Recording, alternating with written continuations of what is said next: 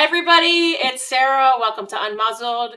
Usually you see me in black or with turtlenecks, but I had to for this podcast. I had to brighten it up because I got Kim back there from Cosmico's Pet Bakery, and everything she does is bright and happy and wonderful.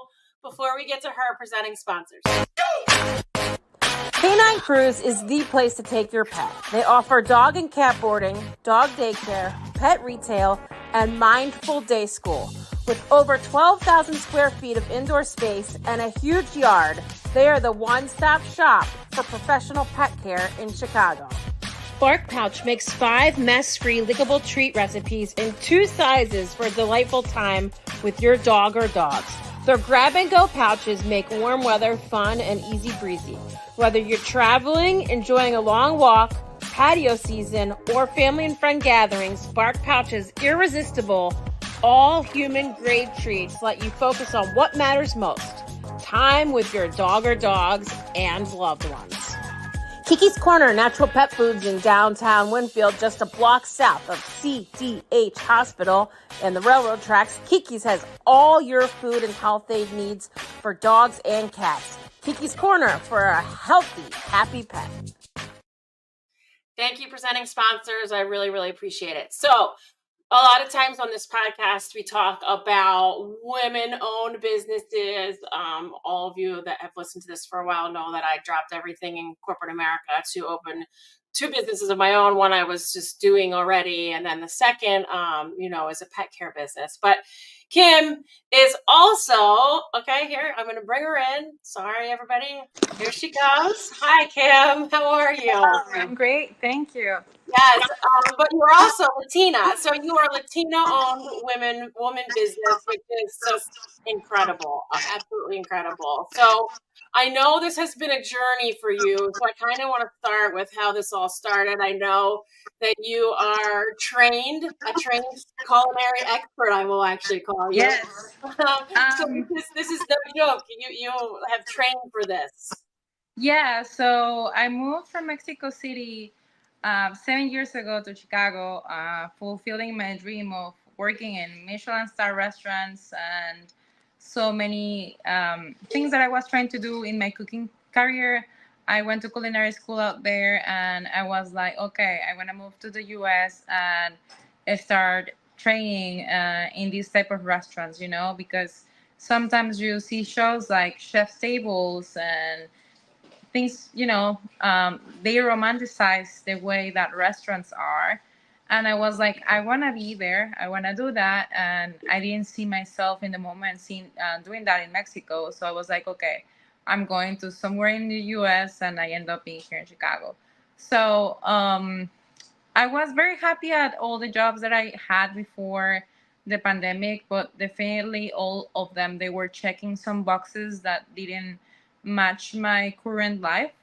So I was like, okay, I need to do some changes in order to have a better living, a better income, and to represent what I am as a person.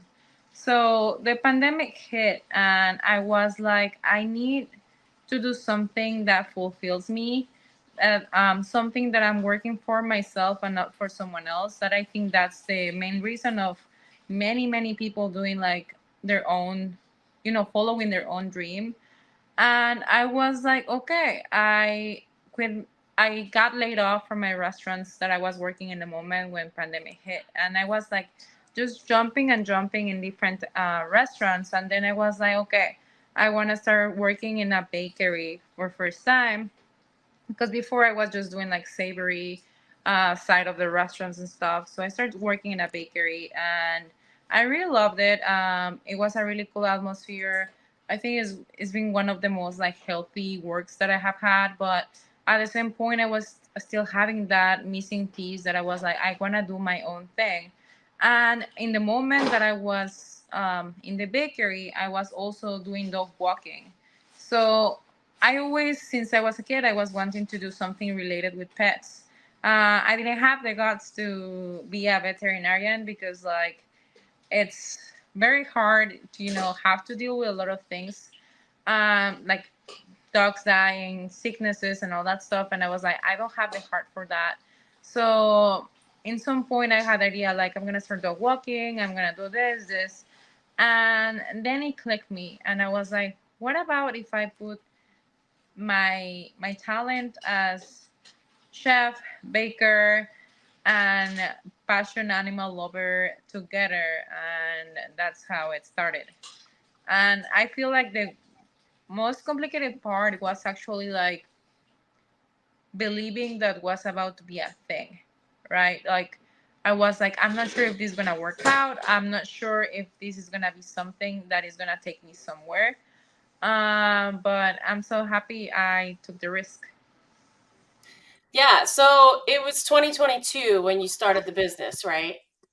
Yeah, Correct. so it's not even that old, which I love because you're like me. Like the pet care business I started like around the same time as you. So um it's it's kind of incredible to see how far you've come. And I know that you have traveled to LA to kind of spread your magic. And I want to show everybody some of the things that she does because it is magical and it's colorful when you go to an event, so she does a lot of events that Live Like Rue does, my foundation for animals with cancer. And when you go, it's like boom, it's bright. Like you want you get sucked in there. But a lot of what you do is the marketing as well. So how tough has that been? Because it's one thing I think to like be able to create these delicious treats, but it's another thing to get people to kind of lock in on your brand. Yeah, I feel like I have heard a lot of people saying like, "Oh, creating a brand that has brand awareness is very hard and people recognizing it, right?" But I feel that for me was kind of easy because I am literally everything in my life. It's pretty much like very colorful. I'm not very colorful today, which is kind of funny. I know. I noticed. but you know, like my house, the background that you will see here is like literally my house, you know, like everything has colors, and I don't know, it's just like it makes me happy to represent myself.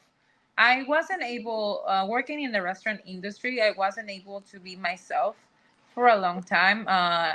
The country that I am, like Mexico, it wasn't allowing a lot of things. Like I went to Catholic school and I Mm. wasn't like, you know, um, I couldn't like color my hair. I couldn't show my tattoos. A lot of things that I was doing as a human being, they weren't like able to be seen good as for everyone else, you know. So when I moved here, I started being myself in all the ways, and I released that colorful spirit that I have, you know. And now I feel very happy that I can represent it with what I do in my life, and people appreciate it and people love it, you know. So it's like everything that I didn't have before, I have it now with my business. Yeah, which is, I think it says a lot about, leaving or being forced to leave that I think it's toxic. I mean, where I was very toxic and it was that way for a while, but it's like you need a paycheck. So you do what you need to. I'd be remiss if I didn't ask this, and I know my listeners would want to know, but like I don't know if you've watched The Bear and just like how that is. You like that show? Yeah, so it took me a minute to kind of watch it because in the moment that I was that you guys released, a lot of friends in the industry were like, "You need to watch it. Like the story is about this, right?" And it took me a minute to like encouraging to do it because the thing like couple episodes make me cry. The season two, there were like especially one episode that I was like crying nonstop because I didn't know, and I end up working in an environment exactly like that. That the chef will like just send you home because literally you slammed a door. You know, like making you feel that you don't deserve to be there and all that stuff. Like I worked in places that it's high demand, you know, especially when it's like Michelin star restaurants. They make you feel like you are nothing, you know, that everything that you are doing, it's not worth it, but you still need to do it every day. So I definitely like have that experience and that anxiety that created me that show. I mean, it's a very, very good show. Like, it represents a lot of things that actually happen in this industry, And I feel that, yeah, I enjoyed watching it, but at the same time, I was suffering too. Which right now I'm watching the season 3. I have just watched like 2 episodes, but I'm taking it slow because definitely like it caused me anxiety. Even like going to eat in a open kitchen caused me sometimes anxiety, but I'm very happy that I don't have to do that every day. So it's pretty cool. Yeah, yeah. And there's I won't give anything away, but there's a scene um near the end of season 3, and it's basically, and this is how I feel, like if you didn't go through those moments, like if I didn't have all of these learning moments, and they were really tough, like I would go home crying too. In television, especially early in my career, I would not be where I am now or the person I am now. So those tough moments teach you these life lessons that when you get to do your own business finally, it's like, okay, well, I'm here because of those reasons. No, 100%. I my first restaurant experience here. I think it has been one more of the toughest because it was a Michelin star restaurant, right? And I remember going there every day, trying to not take it personal. That worked a lot, but I remember I had a couple scenarios that the chef was very, very angry at me, but like angry that telling me like swear words and stuff like that. But at the end of the day, he saw me like a bullet, like changing and everything, and they kind of like trained you in a militarized way that in somehow it helped me exactly to be what I am today. And at the end of the day, I can see that person that was my boss and smile. Like I try to take the positive things that being in the industry brought me, and I try to bring them back to my business somehow.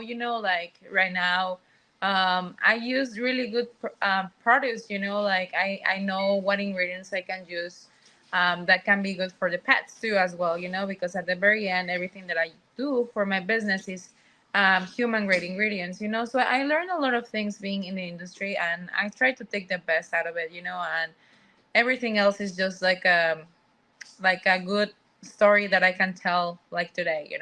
Right, right, exactly. I'm sure you get asked about it a lot too. Yeah. And you just celebrated 2 years not long ago. I know you did these little photo shoots, but when was your 2-year birthday? So it was the 30th of April, Hmm. but it kind of goes together with my birthday. So my birthday is like 2 weeks after that. So I was like, okay, I'm gonna celebrate everything together, kind of thing. So I just decided to like rent a pet friendly venue. I went to the Fetch Club and I just invited like a lot of my customers that I really appreciate, and I don't know. I offer like pictures for the party. Like I invite also like couple vendors like pet friendly massages and custom portraits, and I did cake and a couple of different things, and have pizza and stuff, and have the dogs like running around, and I took my cats with me too. So it was like a really good celebration. I don't know. It was something that I was wanting to do since like in my first anniversary, but for some reason I wasn't able to do it. So like I'm very happy that I was able to celebrate with all the people that has for me since day one. Like a lot of clients they have been by me from like 2 years ago. And it's like they see all the growth that I have had, and even me seeing that it's a very happy moment for sure. Yeah, I love it. So the other thing that you do, and a lot of this is with Live Like Roof Foundation too, is you do these celebration cakes. If we do a bucket list party, you'll do a bucket list cake. And I've been looking at your cat ones because I think you've been posting some more of the cat ones. I just love the cat ones. Like they're so cute. Yeah, Um, you but know, I have had a lot of cat clients growing, and I feel like sometimes cat owners feel like left out by yeah, all these businesses, and I want to make sure that people understand that my business is for both, especially because I'm a cat owner too, like I was dog owner literally all my life. Until now I still have a dog, but she's not with me, but I right now I'm mom of two cats. So like I want to send a message to everyone that I also do things for kitties. Yeah, it's so important, and I love it. So, what do you kind of hope for the future? I people always ask me this, and I have to live day by day because day by day is tough enough. Hard. It's a Yeah, lot. yeah, but especially like if you look at the pet landscape, like pet ownership landscape, and just like pet care, pet merch business it's blown up. I mean, and I was saying this 5 years ago, and now it's like tenfold. Like you go to Crazy. TJ Maxx, and it's like 3 aisles, and there's like custom pet stores, and there's all these people on Etsy.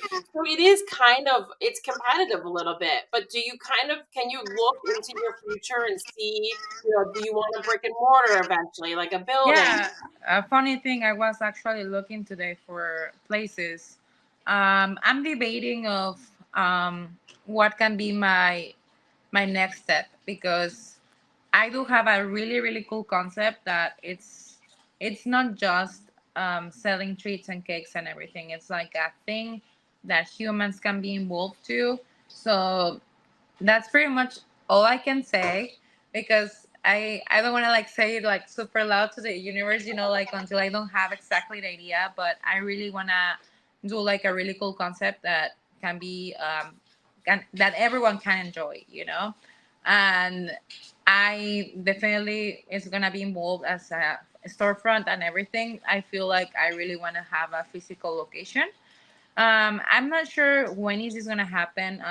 I'm aiming for next year, but to be realistic, to be doing the type of place that I want to do is more realistic to say like maybe 2 years, but maybe looking for like maybe have a bigger facility maybe next year, because right now it's like I've been working nonstop like crazy, and it's like I'm running out of space, and I really want to like be able to start doing like wholesale and all that stuff. I'm doing wholesale, but not in like really big scale, but I really want to like get everywhere.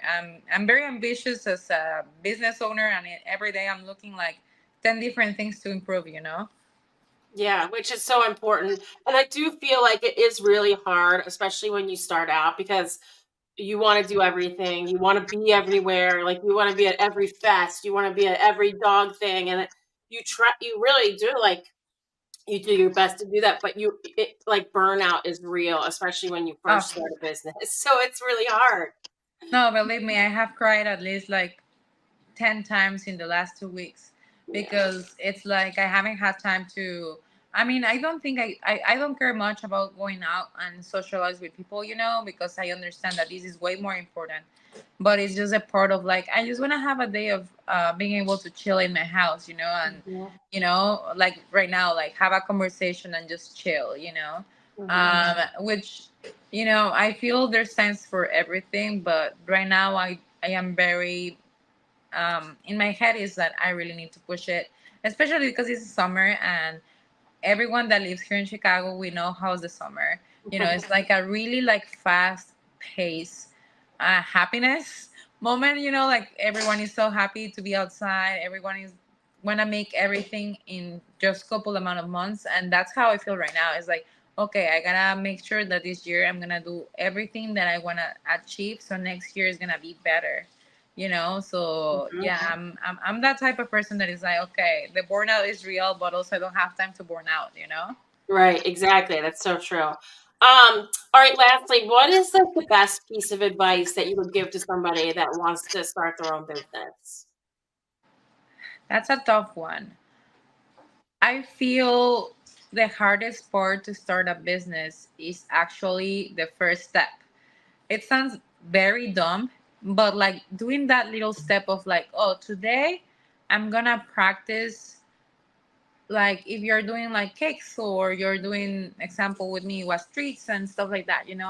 Doing that first batch of treats, doing that first photo shoot, that doing that first, like like whatever bread you're doing, or doing the first, like I don't know, whatever thing you want to do. Like if you do it the first time and it's not just the idea and the concept, I think that's the most important thing. I feel like I started this business with zero money, right? I had knowledge and I studied a lot about what I was about to do before doing the first thing. So I feel like the first step is definitely like testing it out where you're gonna be selling, and and you go from there, and then you'll see like, oh, I don't like this. I'm gonna do it like this way, and then you. I feel like a business changes so much the first years, So like, and I see it now with my business in particular too, Like, okay, the perfect packaging. Wait until spending like a lot of money in some things and just perfection the things that you're gonna be doing, you know? Right. Yeah. I mean, that's the biggest thing is you have to, it's not going to be perfect every time. And trial and error is like so important. So like, if you make something and it's not great, oh, well, at least you didn't package 500 of them. So Yeah. that's correct. And test it also with whoever is gonna be your market, because like example for me, it was very funny because when I did my first doggy cake, it was fake. Like the pictures that were online, they were fake cakes. I did them with foam, with like the thing that they use for like fixing the walls, you Yeah. know it was a Spackle. fake cake, and I literally like I used the dog to take a picture and I posted online, right? And then literally like I got my first order, the second order, I was like, okay, I got more content. Yeah. I can say that this is real, but literally like my first tests were like, okay, I can do a cake, I can do this. Now I need pictures for a real customer, and I feel like if you test it out, you have to test it out directly with the market that you are selling, right? Like I started doing pet friendly events, right? And then I was invited to farmers market, and then I was like, okay, this is good business. So I'm keeping a balance between doing like festivals, markets, and doing like pet friendly events, and trying to reach to all the people that is out there that they cannot see me in all these different like places, so like I feel like, yeah, test it out with the market, or with the consumer that you will have, pretty much. Yeah, I love that. I love that. Thank you so much, Kimberly. I appreciate you so much. I also should know while we're here, is she also won the Bake Off that we do with Live Like Rue Foundation. She won the dog treat category. So that was amazing. That was so fun. But thank you for everything you do for us. Every time we have little bucket list party at Podsies, you always have the best cake for that animal, and we so appreciate you. Please support this amazing small business. Again, here's the website. And see her wherever Live Like Rue is. She's always at farmers markets. Your events are on your website and Facebook, I assume, right, Kimberly? Awesome. Thank you so much for joining me. I appreciate it. Thank you so much. I was very happy to tell a little bit about my story, and I don't know, I feel like if you want to do it, do something, have an idea, just go for it, like don't keep it in your brain, just like go out loud and just make it real. I mean, great advice. I love it. Thank you so much. Have a good night. Everybody go follow her. There's the website, Cosmico's Pet Bakery. Check out also her. She does an incredible job because she's young, she does an incredible job with her social media as well. So please check her out on Instagram. I believe she's on TikTok, Facebook. She's everywhere. Supporting sponsors, you're up. Thank you so much to our supporting sponsors. Give the gift of joy and memorable moments of furry loved ones with a gift card from Kimberly Kingen Photography. For more details, please visit her website at KimberlyKingen.com or contact her directly at her email, Kimberly@KimberlyKingen.com. The Canine PT is Chicago's highest rated dog physical therapy clinic, and they're dedicated to enhancing the lives of your four-legged companions as they age or when recovering from an injury. They also offer a discount for rescue dogs. For more information, visit thek9pt.com. That's THEK9pt.com. Anything is Plausible is Chicago's premier dog training company. They offer group classes for every stage of your dog's life and have a talented team of behavior specialists to work through any issues that need modification using positive reinforcement. Check out Anything is Pausable. Liz Starks at Guaranteed Rate. Check with Liz for the absolute best mortgage options. She helps when others can't and even calls it rescue loans. Buyers, sellers, investors, give Liz a call. She can lend in all 50 states. NMLS number 224526. Thank you, supporting sponsors. Thank you, Kimberly, a great guest. I love small businesses. Please support them. I'll see you guys next time. Bye-bye.